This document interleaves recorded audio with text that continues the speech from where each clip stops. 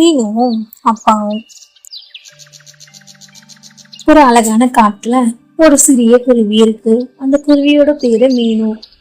அவ்வளவுதான் அப்பா காட்டுல பாதுகாவலரா இருக்காரு. எல்லா பறவைங்களையும் பாத்துக்கிறது அவங்க அப்பாவோட வேலை. அப்பா, நீ எப்பவுமே கவலையா இருக்க ஏன்?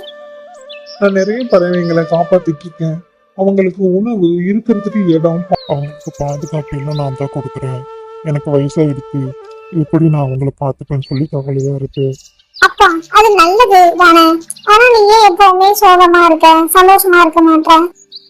சந்தோஷம் மகிழ்ச்சி அப்படின்றது மற்றவங்களுக்கு நம்ம உதவி செஞ்சுட்டு அவங்க சந்தோஷப்படுறத பார்த்து அதுல இருந்து கிடைக்கிறது தான் எனக்கு சந்தோஷம் அப்படின்னு சொல்லி மீனோட அப்பா சொல்றாங்க.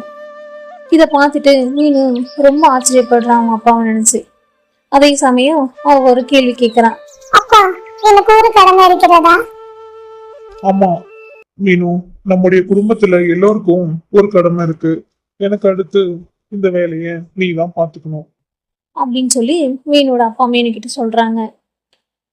மீனு சரி அப்பா, நான் கண்டிப்பா செய்யறேன். நான் என்ன செய்யணும் சொல்லுங்க. நீ உன் அழகான குரலை பயன்படுத்தி மத்த எல்லா பறவைங்களையும் கூப்பிடணும். நீ தான் அவங்களுக்கு சாப்பிட்றதுக்கு ஏதாவது உணவுகள் கொடுக்கணும். நீ தான் அவங்களுக்கு பாதுகாப்பு வழங்கணும். இதெல்லாம் நம்மளுடைய முன்னோர்கள் பார்த்த வேலை. இப்ப அதை நான் பார்த்துட்டு இருக்கேன். எனக்கு அப்புறம் இதை நீ தான் பார்த்துக்கணும். இந்த உதவி தான் பெரிய உதவி. அதுவும் இல்லாம இது பெரிய பொறுப்பும் கூட. சரிங்கப்பா, நான் கண்டிப்பா செய்யறேன். மீனு ஒரு பெரிய முடிவு எடுக்குது. நானும் அப்பா மாதிரி காட்டுல இருக்க எல்லா பறவைங்களுக்கும் என்னால முடிஞ்ச அளவு உதவி செய்யணும். நான் அவங்களுக்கு உணவு தேடி தரணும், பாதுகாப்பா இருக்கணும். இதான் என்னோட வேலை அப்படின்னு சொல்லி மீனு பறவை தனக்கு தானே பேசிக்குது. மீனும் கொஞ்ச நாள் கழிச்சு அவளோட வேலைய சரியா செய்யறத பார்த்து அவங்க அப்பா ரொம்ப மகிழ்ச்சி அடைகிறாங்க.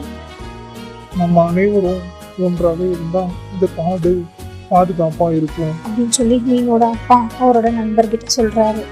அந்த நாள்ல இருந்து மீனும் அவங்க அப்பா செய்யறத பார்த்து பின்பற்றி காட்டுல இருக்க எல்லா பறவைங்களுக்கும் உதவி செஞ்சுட்டு அதை பார்த்து அவ்வளோ சந்தோஷமா இருக்கா. அவங்க அப்பாவும் சந்தோஷமா இருக்காங்க. அவளோட குரல் எல்லா பறவைங்களுக்கும் உதவியா இருக்கு. அதுவும் இல்லாம அவ குரல் காட்டுல இருக்க எல்லா பக்கமும் கேக்குது.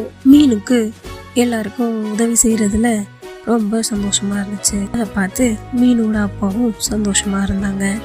இந்த கதையிலிருந்து நம்ம என்ன கத்துக்கிட்டோம்னா, உதவி செய்வது மகிழ்ச்சியை தரும். பிறருக்கு உதவுவது அது ஒரு மகிழ்ச்சியான கடமையாவும் மாறும்.